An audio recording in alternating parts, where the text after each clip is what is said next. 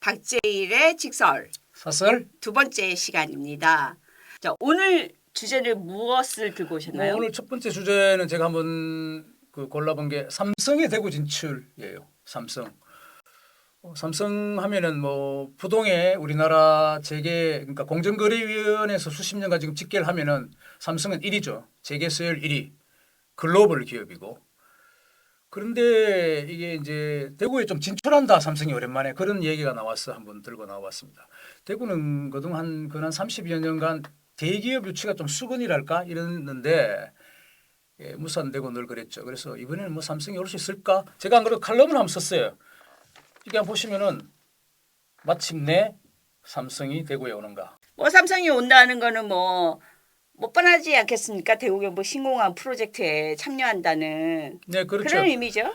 지금은 그렇습니다. 한번 여기 우리 적어 안 되겠는데 이름을 붙여보면 지난 3일이었습니다. 삼성 글로벌 리서치죠. 전 삼성 경제연구소 그러니까 셀이라고 하는데 여기에 이제 거기 사장이 여러 분이 있는 계신데 뭐 원탑은 아니고 상생연구 담당인 김한표 사장 그리고 삼성전자의 최승훈 부사장 이렇게 일행이 와서 홍준표 시장님도 만나보고 또 저기 K2 후적지 지금 대구 경북 공항 있죠. 그 이제 그 주변 후적지는 아니죠. 아직은 국제공항이 있으니까 거기를 이제 조망을 하고 돌아갔습니다. 네.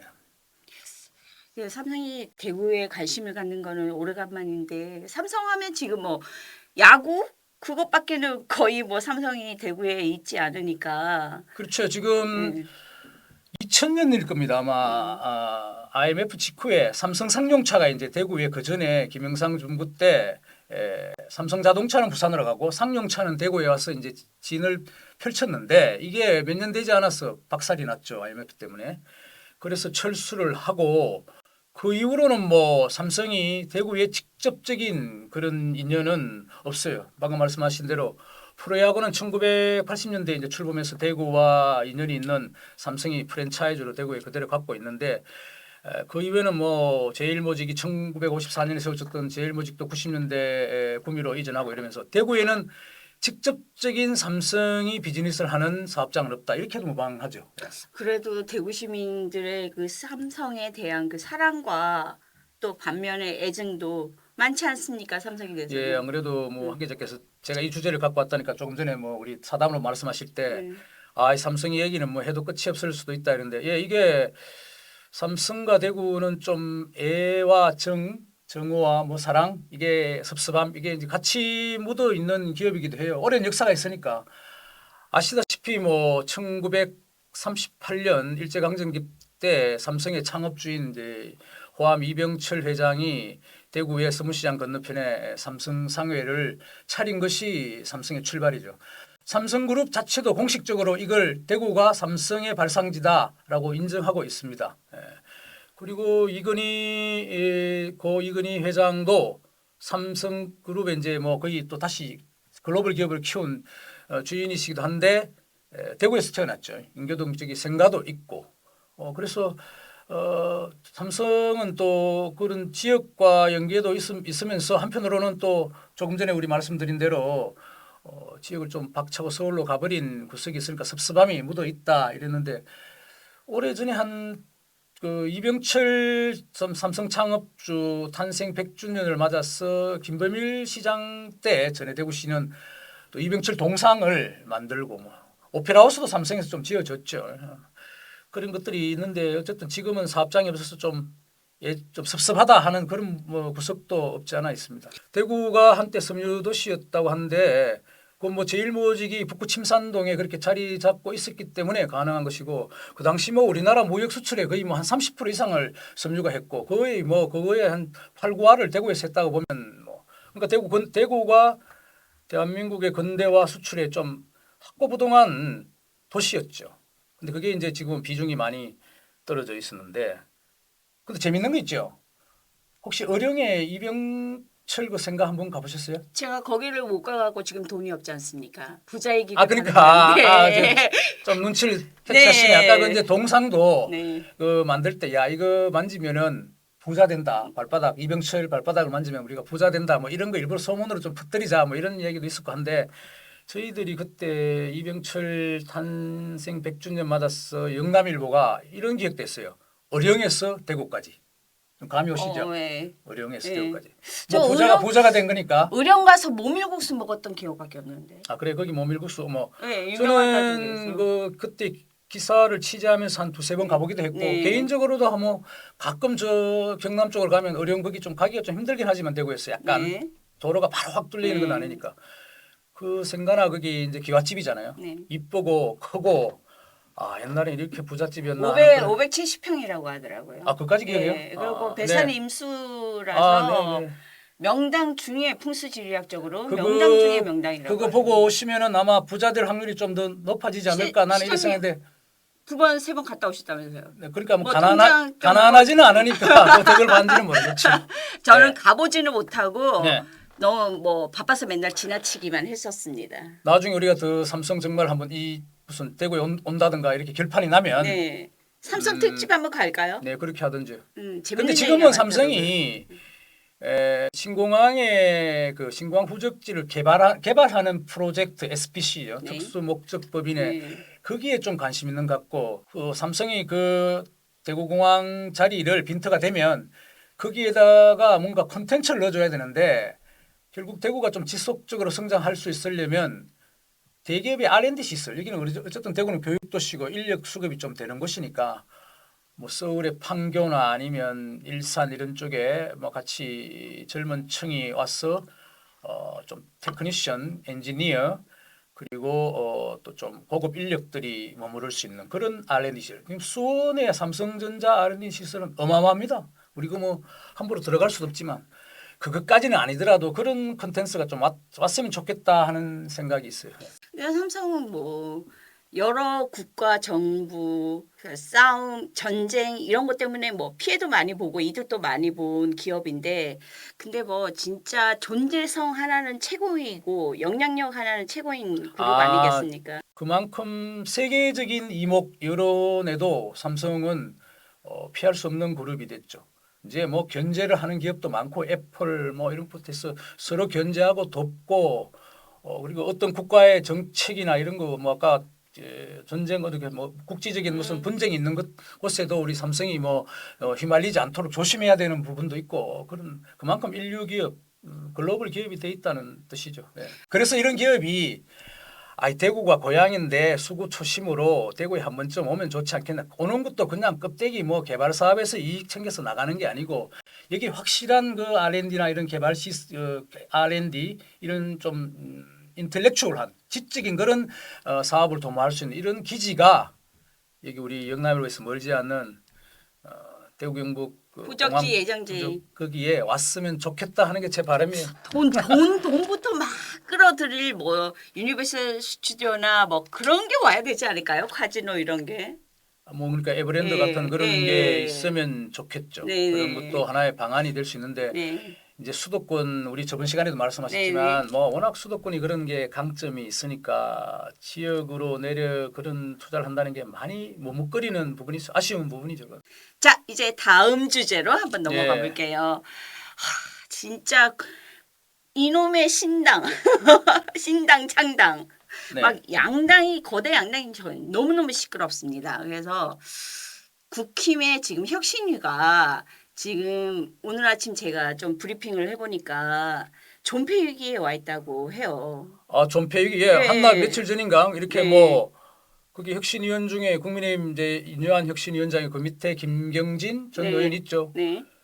김 의원이 뭐 이러면은 우리 혁신이 해체해버리고 끝날 거다 이렇게 또 엄포를 내기도 했죠. 그런데 뭐 또 인요한 위원장은 아니 해체하고 그런 건 아니다. 우리가 갈 때까지 해보겠다. 그리고 최소한 뭐 윤핵관이나 아니면 중진 의원 불출마든 뭐 잘라내 거 있잖아요. 청산하는 문제는 좀 인 위원장도 시급 너무 이게 과도하게 밀어붙였다고 생각했는지 12월 초까지 기다려 보겠다 이렇게도 이야기했죠. 그리고 인 위원장은 뭐 대통령을 직접 만난 건 아니지만 열심히 해보라는 뭐 그런 사인을 받았다고도 이야기했고 어쨌거나 지금 이게 혁신안이 이준석 그리고 홍준표 대구시장 뭐 김재원 의원을 징계를 철회한 것은 다 받아들였는데 나머지 중진 이상의 의원들과 지도부를 뭐 거칠게 표현하면 갈아치운다는 문제에 대해서는 좀 진전이 없죠. 되돌라 그러니까 이게 정체 상태인데 좀 두고 봐야 되겠죠. 뭐 혁신이라는 단어 자체가 어차피 반발이 있기 마련인데 조금 템포를 늦췄으면 좋겠다 하시는 분들이 있고 네. 어차피 혁신이라는 거를 대통령 의중이라고 뭐 인유한 위원장은 그렇게 해석을 하시는데 결국은 또 비대위 체제로 가려고 하는 게 아니냐 그 과정이지 않냐 그런 뭐 얘기도 많습니다. 제 정가에서는. 개인적으로 봐도 국민의힘이 비대위 체제로 갈 수밖에 없어. 한 8, 90%는 그렇게 될 가능성이 많아요. 그렇죠. 이게 이걸로 해결이 다 안 되니까. 그런데 어쨌든 내부적으로 네. 반발이 있으니까 뭐 김기현 대표도 너무 빨리 가면 체한다 그랬습니까? 네네. 그리고 뭐 부산의 장제원 의원 윤핵관의 한 사람이잖아요. 네. 아니 내가 왜 서울 갔냐고 사상구인데 나 사상구에서 네. 거의 뭐 사상구 발전해서 거의 네. 뼈를 묻겠다 이렇게 이야기를 했고 대구의 주호영 장관 주호영 의원도 내가 왜 서울 갑니까? 그런 거는 뭐 미국의 무슨 뭐 바이든 대통령도 뭐 30년 40년 그 자리에 있었는데 여기서 난 그만두면 그만뒀지 갈 일 없다고 지금 다들 이렇게 뻗대는 거니까 이게 지금 안 맞죠. 진전이 없는 거죠. 그래서 이런 모습을 국민들이 보시면은 과히 뭐 그다지 좋은 인상을 남기지는 않을 것이라고 저는 보여지고요. 하태경 의원 같은 경우는 빅피처가 있다고 저는 생각이 들어요. 그래서 피처 자기 큰 그림? 큰 그림이 있기 때문에 지금 이런 모습을 보 보여주는 게 전국적으로 뭔가 본인이 원하시는 하태경 의원은 삼선 의원이죠. 네, 뭐 충분히 삼선이니까 뭐 4선 5선 더 했으면 못합니까? 네. 뭐 업적을 뭐 진짜 장제원 의원은 그랬어요. 신을라는 분도 있는데 장제원은 자기가 아버님이 업적을 남기라고 그랬다는데 그 네. 업적이 이제 장제원 의원의 업적은 구체적으로 뭔지는 뭔지를 모르지만 모르겠어요, 저는. 표현이 3선 이상 4선 5선 되면 업적을 남겨야 돼요. 솔직히. 그렇죠. 그냥 그 선수 하나 더 해서 못합니까? 뭐 20년 해서 나중에 국민들이 그 양반 뭐였지? 국회의원 했나? 이러면 곤란하잖아요. 근데 그 업적이라는 거는 시의원도 아니고 시장도 아니고 국회의원이라면 대한민국 전체를 향한 메시지를 낼 줄 알아야 돼요. 그게 업적이지. 되든 안 되든. 그렇죠. 그러니까 이 뭐 그 동시대를 살아가면서 그 시대에 대한민국의 문제점이 뭔지를 과감히 이야기하고 그것이 무슨 권력에 대한 저항이든 우리 경제에 대한 문제든 미래 복지에 대한 것이든 인구 정책에 관한 것이든 강한 논리로 세련된 논리로 그걸 말할 수 있어야 되는데 그런 점에서 4, 5선을 좀 바라보시는 분들은 좀 생각을 한번 해보셔야 될 것 같고요. 하태경 의원 같은 경우는 이제 이미 수도권 출마하셨기 때문에 이제 그렇죠. 응원 메시지를 예, 보냈다 그러셨나요? 그럼 저도 뭐 그건 뭐 한 번쯤은 도전해 볼 만한 것이고 네. 뭐 또 그렇다고 해서 지역구로 꼭 옮기라는 게 맞다라고 저는 말씀드리는 건 아니에요. 한국적인 지금 뭐 국민의힘을 보면 그런 사정이 있으니 그 당을 위해서 한번 해보자는 것은 뭐 괜찮은 거다는 건데 하태경 의원 어쨌든 최근에 뭐 유승민, 이준석을 껴안는 방법 비슷한 이런 토론회를 직접 했어요. 네네네. 거기서 이대로 뭐 두 사람을 껴안지 못하면은 아마 내년 총선에서 거의 한 100석 이하로 떨어질 것이다. 4, 50석은 날아간다. 어떻게 하든 우리가 좀 껴안아야 한다. 하태경 의원은 그렇게 이야기를 했죠. 민주당에도 이제 송조당이라고 뭐 송영길, 조국. 조국. 네. 원래 조국 신당에서 자매정당이라고 막 그렇게 얘기를 했었는데 이제 송조당 얘기가 나오고 있습니다. 그건 지금 우리 정치 지금 비례의석 배분하는 방식이 바뀌지 않으면 전에처럼 위성정당이 그렇죠. 나와서 꼼수정당. 비례대표를 좀 손쉽게 가져갈 수 있는 이런 부분이 있죠. 그게 다양한 목소리를 내기 위해서 그렇게 했는데 의외로 뭐 발빠른 정치인들이 자기의 능력 밖에 어떤 힘을 빌려서 비례대표라는 제도를 얻어서 국회에 진출하는 저거 좀 제도가 좀 바뀌어야 될 텐데 어쨌든 지금 이대로 가면은 뭐 조국 신당이든 뭐 송영길 국민의힘 쪽도 뭐 그런 쪽에 위성정당 나오면 의석을 가져갈 수 있겠죠. 그런데 혁신위가 이제 국민의힘에서 하잖아요. 그러니까 민주당 쪽에서도 조금 위기감을 느낄 수 있죠. 그렇죠. 위가 느낄 수 있죠. 최소한 뭘 뭐 맨날 뭐 이재명 대표 사법 이 부분만 갖고 리스크가 있으니까. 방어에만 주력하기 곤란하잖아요. 민주당도 좀 공세를 펴야 이렇게 확장할 수 있을 텐데 그냥 200석 자기들이 목표로 한다는 뭐 200석이 그저 나오겠습니까? 근데 민주당도 보면은 국민의힘이 혁신위를 출범시키고 굉장히 추동력 있게 나가는 데 대해서 우리도 이러면 곤란하다는 목소리가 나오고 있죠. 그러니까 이런 여러 이제 신당 창당이니 또 민주당의 또 새로운 공격 이런 것들과 어울려져서 12월에 어떻게 거대 양당이 지금 민주당과 그리고 국민의힘이 전열 정비, 뭐 혁신이 이런 가동 아니면 비상대책위를 만들든지 그런 여러 상황들이 얽혀 지금 아마 12월 달엔 그렇게 펼쳐질 것 같아요. 그래서 통상 그 내년에 선거 4월 1일입니까? 총선이 그렇죠. 그러니까 한 3개월 전까지는 뭐 비상대책이든 혁신이든 뭐 여러 상황들이 막 부딪히는 그런 어수선한 좀 혼돈의 시기가 정치권에 빚어질 것 같아요. 예. 그렇겠죠. 아무래도 뭐 탄핵 그것도 제가 봤을 때는 막 격전하기 전에 카드로 망대에 놓겠죠. 이제 네. 최근에 이준석 대표가 워낙 언론이 많이 나오시니까 제가 그 중에 기사를 하나 봤는데요. 14일자 기사인가 봤는데 대구에 6명 정도 정말 깜짝 놀랄 만한 6명을 준비했다. 그러고 난 다음에 또 잠시 좀 있다가 이제 12명 다 맞췄다. 거기에는 비정치인 뭐 여러 계통의 분들이 있다고. 뭐 어떤 사람을 내세우느냐에 따라 달라질 겁니다. 근데 이제 기본적인 것은 전국적으로는 그 이준석 신당이 뭐 한 3위 정도 한다는 그 여론조사도 있었잖아요. 그렇지만 그건 뭐 수긍할 부분인데 대구는 조금은 결이 다른 것 예. 같아요. 어떤 부분들은 홍준표 시장이 그랬습니까? 쉽지 않을 거다. 이준석 그 뭐 배알도 없나 국민의힘에 다시 가겠나 이렇게 이야기도 했지만 또 한편으로는 신당 한다면 그 한석도 못 건질 거요. 뭐 이렇게 이야기하지 않았습니까? 그것도 그 분석도 뭐 틀린 것이 아닐 테고. 근데 뭐 정치는 또 생물이니까 모르죠. 모르죠. 그러니까 지금으로서는 그렇게 쉽지 않은 이준석의 네. 대구에서만은 도전이다 이런 것이고요. 이 선거철 특히 이제 총선이나 대선 정도 큰 좀 선거에는 항상 무당파 얘기가 나와요. 중도를 잡아야지만 승리를 한다. 근데 이런 투표를 하기 싫은 혹은 관심이 없는 분들이 이준석 신당에 모일 수 있다는 정가의 그런 또 의견들도 많거든요. 근본적으로 정치학에서는 돈노 그룹이라는 게 있어요. DK 그룹이라는 게 있는데 이게 뭐냐면 모르겠다는 거예요. 근데 이분들은 모르겠다는 거는 뭐냐면 투표에 참여도 안 해요. 우리가 뭐 투표율이 왜 50%밖에 안 되느니 뭐 지방선거 가면 40%니 뭐 이러잖아요. 대통령 선거야 아마 70% 정도 이런데 나머지 뭐 30%, 40%, 50%들은 DK 그룹이라고 해서 모르는 뭐 관심이 없는 층이에요. 사회가 양극화 이렇게 정치적으로 굉장히 과도하게 관심이. 요즘 우리 뭐 흔히 유튜브 하면은 막 예를 들면 뭐 유튜버 박재일 내보고도 유튜브만 좀 해서 뭐 한쪽으로 막 씨름을 해보라 그러잖아요. 근데 그게 뭔 이야기인가 하면은 어느 한쪽에 듣고 싶은 이야기를 듣는다는 건데 한쪽으로만 그렇죠. 딴 건 싫다는 거잖아요. 네. 그런 사람은 굉장히 정치화된 사람이에요. 정치화되고 이미 약간 세뇌된 사람들이 네. 이제 정치권에 일반 국민들도 수탁이 있는데 그게 한 50%뭐 정도예요.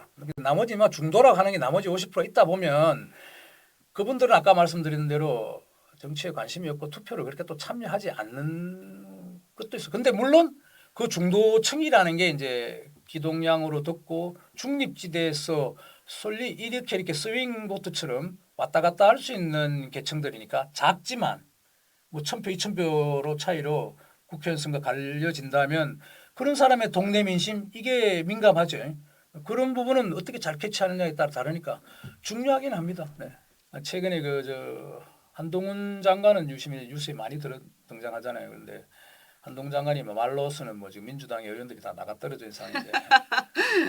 근데 송영길 의원도 전 대표죠. 네. 지금 뭐 돈봉투 사건에 지금 네. 연루돼서 굉장히 열이 받아 있대요. 근데 한 장관을 보고 뭐 어린 놈 뭐 이렇게 이제 머리에 피도한 말을 그러니까 뭐 막 물병이 뭐 있으면 던진다고 하셨죠. 조금 네, 과했죠. 과격해.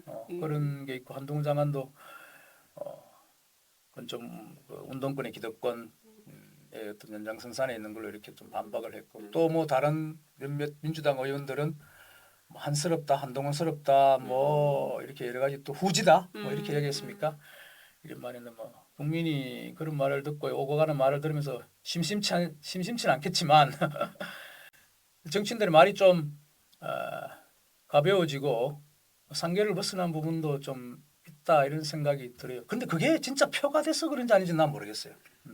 그래서 정치인들 특히 유명 정치인들 아무래도 방송이나 뭐 언론을 통해서 그분들을 추앙하는 팬덤들만 보시는 게 아니고 자라나는 아이들도 본다는 점을 조금 생각하셔서 좋은 이야기네요. 예. 제발 좀 행동하고 태도나 우리가 말씀 나중에 얘기할 수 있을지 모르지만 지금 전 세계적으로 그런 측면에서는 민주주의의 위기예요. 아 이러면은 민주주의를 왜 하냐는 이야기까지 나올 정도지. 누구나 중구난방으로 뭐 떠들어서 하는 것이 민주주의냐 그거는 아니거든요. 과거 그리스 시대 민주 정치를 중후 정치라고 그랬는데 그렇게 돌아갈까봐 지금 염려하는 분석도 있죠. 그건 나중에 한번 이야기해 보죠 우리가. 선거를 한번 보면서 내가 너무 걱정을 많이 하나? 걱정이 많으신 것 꼰대들을 같네요. 뭐 심각하잖아요 원래. 그러니까 걱정 많이 하죠. 그렇게 얘기해 주시면 좋겠어요. 네. 독자 여러분 시청해 주셔서 너무 감사하고요. 저희 다음 주에 또 네. 어떤 주제를 들고 오실지 모르겠지만 진지한 혹은 진지하지 않은 주제를 들고 찾아뵙겠습니다. 감사합니다.